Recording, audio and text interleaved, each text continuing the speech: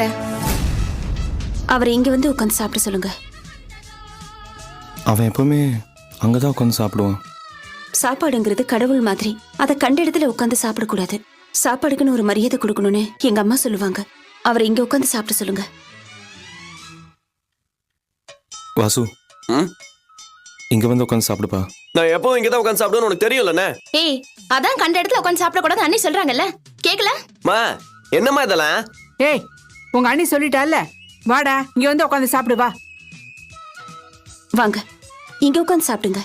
வாங்க, அவரை இங்க வந்து உட்காந்து சாப்பிட சொல்லுங்க.